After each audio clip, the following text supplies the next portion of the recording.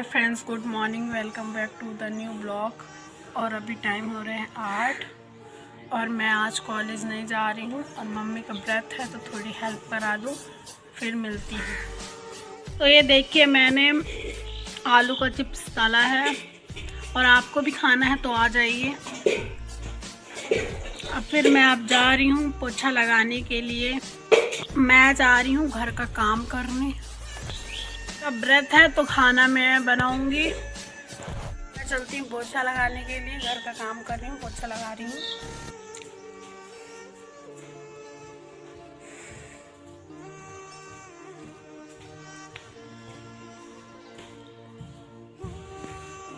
Friends, तो मैं नहा चुकी हूँ और मैं दिखाती हूँ कि मेरी मम्मी क्या कर रही है।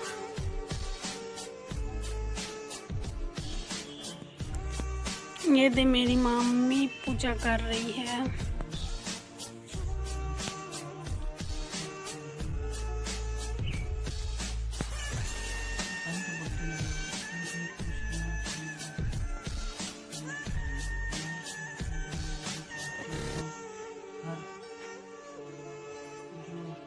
तब राजा रानी से कहने लगा कि यहाँ पर रहो, मैं दूसरे देश में जाऊँ, क्योंकि यहाँ पर मुझे सभी मनुष्य जानते हैं पर कोई कार्य भी नहीं कर सकता। देश चोरी परदेश भीख बराबर है। ऐसा कहकर राजा परदेश चला गया। वहाँ जंगल को जाता और लकड़ी काट कर लाता शहर में बेचता। इस तरह जीवन व्यतीत करने लगा। एक दिन दुखी होकर जंगल में एक पेड़ के नीचे निश्चित रूप से आसन जमाकर बैठ गए। वह अपनी दशा को याद करके व्याकुल होने लगा। बृहस्पतिवार का दिन था। एकाएक उसने विचार करने लगा कि न जाने कौन से पूर्व जन्म में कर्म में से मेरे लिए दुख प्राप्त हुआ है, और उसी साधु को याद करने लगा कि जंगल में मिला दिया था। उसी समय तत्काल बृहस्पति देव साधु के रूप कर दूंगा। इस तरह रात्रि के स्वप्न को देखकर राजा प्राप्त काल उठा और खूंटी पर हार देखकर लकड़हारे को बुलाकर क्षमा मांगी तथा लकड़हारे को योग्य सुंदर वस्त्र आभूषण देकर विदा किया तथा बृहस्पति देव की आज्ञानुसार लकड़हारा अपने नगर को चला। राजा जब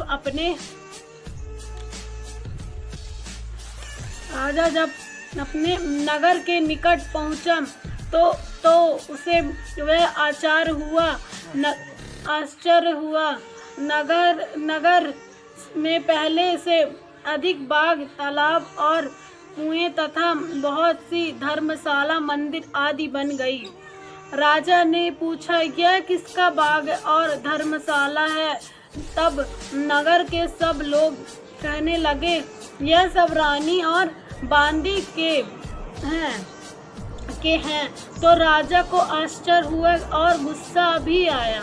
जब रानी ने यह खबर सुनी कि राजा आ रहे हैं तो उसने बांदी से कहा कि हे दासी, देख राजा हमको कितनी बुरी हालत में छोड़ गए थे।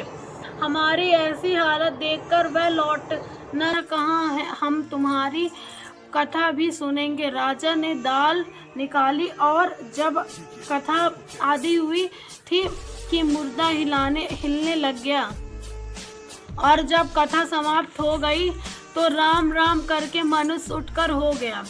आगे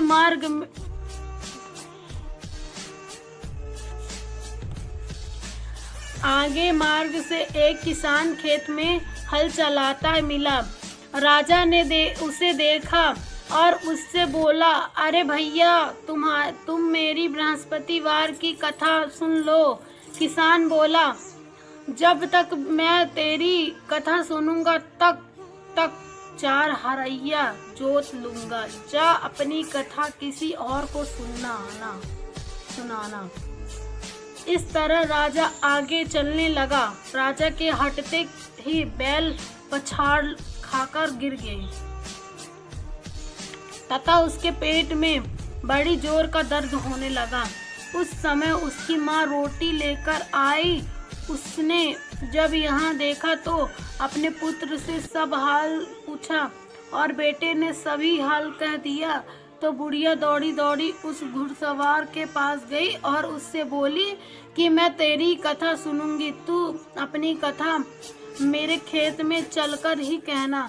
राजा ने बुढ़िया के खेत में पर जाकर कथा कही, जिसके सुनते ही वह बैल उठ खड़े हुए तथा किसान के पेट का दर्द बंद हो गया।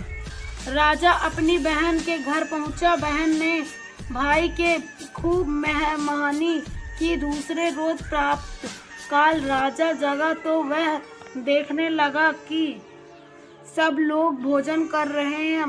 राजा ने अपनी बहन से कहा कि ऐसा कोई मनुष्य है जिसने भोजन नहीं किया हो, मेरी बृहस्पति की कथा सुन ले। बहन बोली, है भैया, यह देश ऐसा है कि पहले यहाँ लोग भोजन करते हैं, अब कन्या रूपी रत्न पैदा हुआ। कन्या बड़ी होने पर प्रातः स्नान करके विष्णु भगवान का जाप व बृहस्पतिवार का व्रत करने लगी। अपने पूजन पाठ को समाप्त करके स्कूल जाती तो अपनी मुट्ठी में जौ भर के ले जाती और पाठशाला के मार्ग में डोलती जाती। तब ये जौ स्वर्ण के मन से की हो तो मेरे लिए सोने का सूप दे दो। बृहस्पति देव ने उसकी प्रार्थना स्वीकार कर ली। रोजाना की तरह वह कन्या जौ फैलाती हुई जाने लगी। जब लौटकर जौ बिन रही थी तो बृहस्पति देव की कृपा से सोने का सूप उसे वह घर ले आई और उससे जौ साफ करने लगी, परंतु उसकी माँ का वही ढंग रहा। एक दिन की बात है कि वह कन्या सोने के सूप में जौ साफ कर रही थी। उस समय उस शहर का राजा पुत्र वहां होकर निकला। इस कन्या के रूप में कार्य को देखकर मोहित हो गया तथा अपने घर आकर भोजन तथा जल त्याग कर उदास कर लेट गया। राजा को जब इस बात का पता लगा तो अपने प्रधानमंत्री के साथ उसके पास गए और बोलते हैं, हे बेटा, तुम्हें किस बात का कष्ट है? किसी ने अपमान किया है अथवा और कारण हो तो कहो, मैं वही कार्य करूँगा। बोलो बृहस्पति देव की जय, विष्णु भगवान की जय। फ्रेंड्स, मैं मम्मी के साथ अभी मम्मी को कथा सुना रही थी। अभी मम्मी मेरी पूजा कर रही है।